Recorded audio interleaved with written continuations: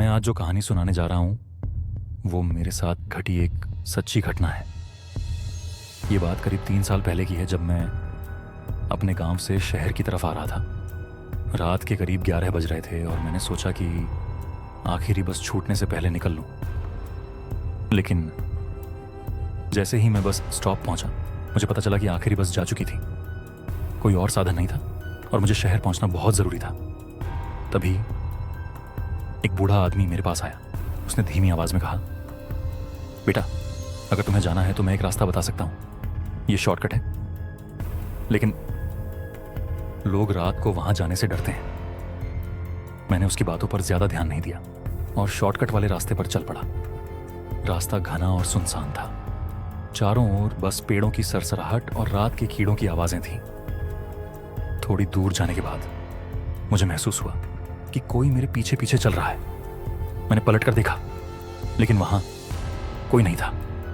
मैंने अपनी चाल तेज कर दी, लेकिन वह अजीब सी सरसराहट अब भी मेरे कानों में गूंज रही थी। फिर मैंने देखा, सामने एक आदमी खड़ा था। उसने सफेद कपड़े पहने हुए थे और उसका चेहरा साफ नहीं दिख रहा था। जैसे ही मैंने उसे ध्यान से देखने की कोशिश की, वो धीरे धीरे मेरी तरफ बढ़ने लगा।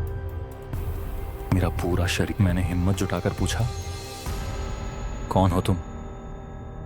लेकिन जवाब नहीं मिला। हाँ हाँ हाँ हाँ। वो हंसी किसी इंसान की नहीं लग रही थी, जैसे वो मेरे अंदर तक उतर रही हो। मुझसे अब सहा नहीं गया। मैंने पूरी ताकत लगाकर भागना शुरू कर दिया। भागते भागते मैंने देखा कि वही बूढ़ा आदमी सामने खड़ा था, जिसने मुझे यह रास्ता बताया था। लेकिन अब उसकी आंखें सफेद हो चुकी थीं और उसके होंठ अजीब सी मुस्कान में फैले हुए थे। मुझे ऐसा महसूस हुआ जैसे मैं किसी दायरे में फंस गया हूं। तब पीछे से किसी ने जोर से धक्का दिया। मेरा सिर एक पेड़ से टकराया और मैं बेहोश हो गया। जब आंख खुली तो मैं अस्पताल में था। मुझे एक राहगीर ने बेहोशी की हालत में सड़क किनारे पड़ा पाया था।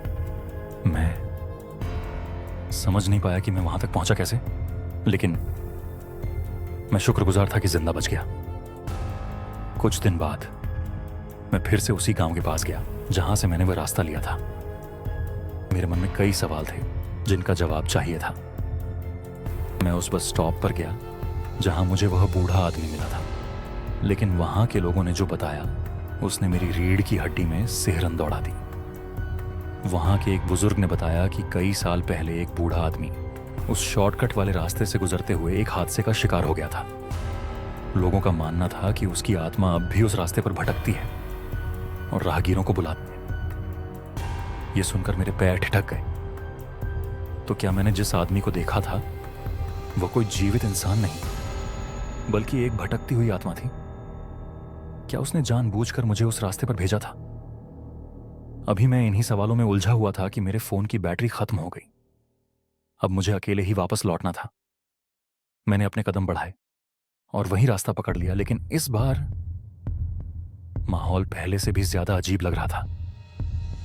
पेड़ों की शाखाएं हवा में अजीब तरीके से हिल रही थीं और दूर से किसी के फुसफुसाने की आवाज आ रही थी। अचानक मुझे सामने जमीन पर कुछ दिखा, एक पुराना चप्पल, जैसे किसी ने हड़बड़ी में गिरा दिया हो। मेरे दिल की धड़कन तेज हो गई। मैंने चारों तरफ नजरें दौड़ाई, लेकिन कोई नहीं था। मैंने तेजी से वहां से निकलने की कोशिश की, लेकिन तभी वही हंसी दोबारा सुनाई दी। हा हा हा हा। इस बार वो और नजदीक थी।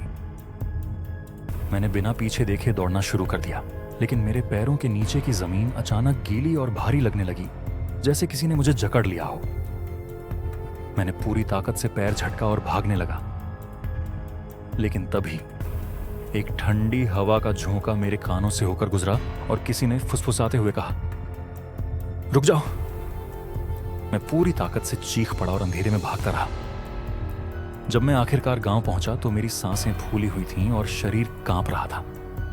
मैं सीधा गांव के पुजारी के पास गया और उन्हें सब कुछ बताया। पुजारी ने गंभीर स्वर में कहा, बेटा, तुम बहुत भाग्यशाली हो कि जिंदा लौट आए। वो आत्मा जिस पर नजर पड़ जाए वो कभी वापस नहीं आता। उनकी ये बात सुनकर मेरी रीढ़ में ठंडक दौड़ गई। आज भी जब मैं वो रात याद करता हूं तो मेरे रोंगटे खड़े हो जाते हैं। क्या वो बूढ़ा आदमी असली था या फिर वही आत्मा थी जिसने मुझे वहां बुलाया था? मैं नहीं जानता और शायद कभी जान भी नहीं पाऊंगा। लेकिन एक बात तय है, उस रात कुछ ऐसा हुआ था जिसे मैं कभी भूल नहीं सकता। ऐसी ही और डरावनी कहानियों के लिए चैनल को सब्सक्राइब करें, वीडियो को लाइक करें, शेयर करें और कमेंट में बताएं कि आपको ये कहानी कैसी लगी। बेल आइकन दबाएं ताकि अगली खौफनाक कहानी आप मिस न करें।